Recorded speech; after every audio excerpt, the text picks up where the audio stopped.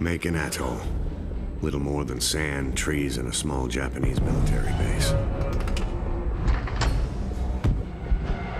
Miller's reconnaissance team landed there almost a week ago. Since then, we've heard nothing. The waiting's over. We're going in. For all we know, they're already dead. If what little we know about the Japanese is true, it might be better if they are.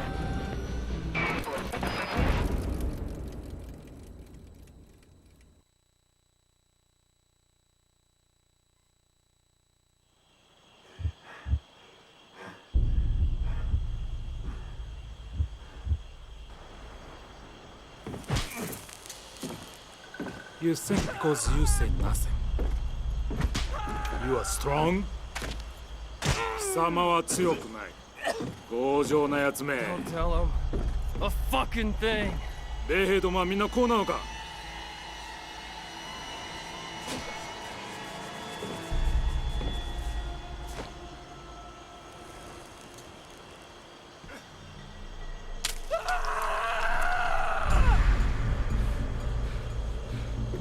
二人とも殺せ。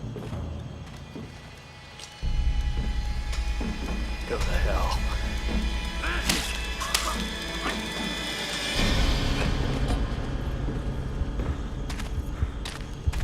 貴様は強くない。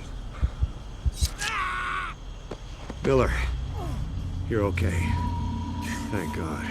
We're gonna make them pay for what they've done. Fuckers!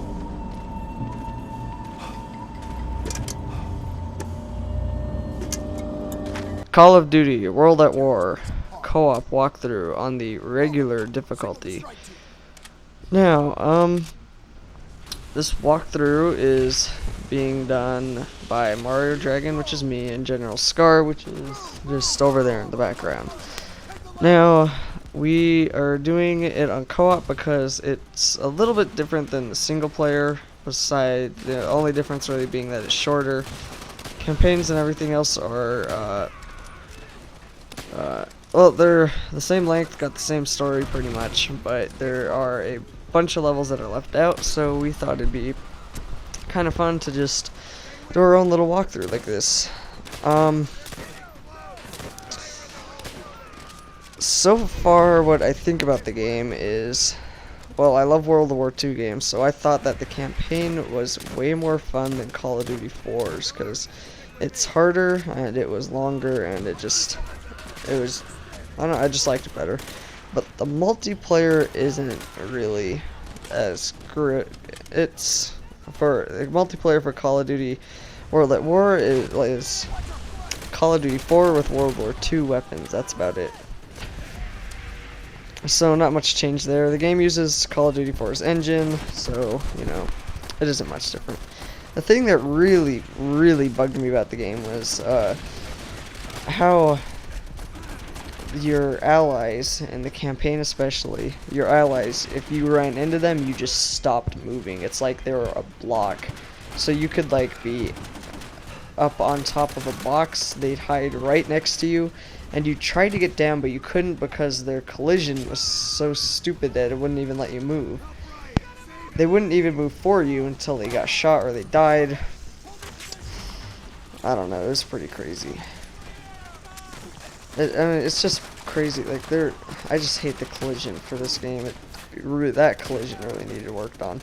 I did like how the fire was done. They did a really good job with the fire, but you can kind of tell that's all they really put much effort into. Because it's just so cool seeing trees just burst up into flames. Veteran is, well, I'm sure most of you know, Veteran is just like, wow, it shouldn't even be that hard. Veteran is just crazy. I don't know, I think there's an achievement for beating the last level of the campaign in single player without dying on Veteran, and I think that's one of the secret achievements. It's like 100 gamer score or something. But I think that is just nuts. I'd never be able to do that. I can't even pass this level on Veteran on my own. Or co-op. I liked how they made co-op pretty much a lot harder. They made co-op a lot harder than single player. Because, you know, it's how it should be. Co-op should be harder than single player because you got more people. Hopefully they're smarter than the guys, but you know. Okay, the split screen of this game was. I really liked how they literally made each screen and each screen its own screen instead of just running a line through it. Some people don't like it this way, but I kind of like it.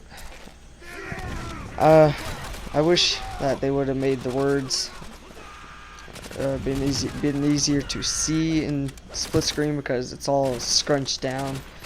It's like they just make the single player screen smaller, really, instead of actually making a split screen. I don't know. Okay, enough about my review. This next part, as you can see before, I was at some pretty good hiding spots. And this next part, you want to try and get that spotlight. I couldn't get it for some reason, but... Oh, by the way, I am the top screen, and GenaralSkar is the bottom screen. And right here, you just want to kind of snipe people. On Veteran especially, you want to hide right behind these rocks. Because these rocks are like pretty good cover. Bullets can go through walls in this game, but only with certain types of guns, because World War II guns aren't as strong as modern guns, so they can't really go through every wall. But yeah, if you get a hold of the this kind of gun, I can't even. It starts with an A, I can't remember what it's called, but the one with the bayonet, or any gun with the bayonet. It's pretty useful for killing people. It's just a knife on the, I don't know. I kind of like the knife better than the bayonet, but it's cooler to see you stab their hearts out. Okay, now once you clear out that area, you want to come over here and throw a bunch of grenades, because this part is just like, it's an ambush, really. They throw a huge flash, which kind of makes the entire place light up, and they wake up and then they start attacking you. And if you get there, I haven't, from what I played this part on Veteran, I've not been able to find any good spot to hide in without getting hit, because they would always run around or come back, even if you stay back. It's pretty crazy on Veteran. But that's pretty much it for this couple of parts.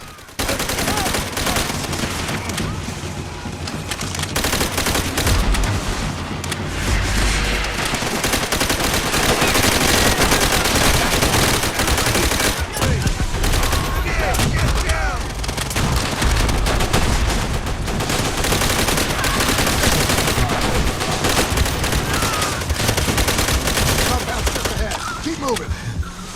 Robot, start the truck!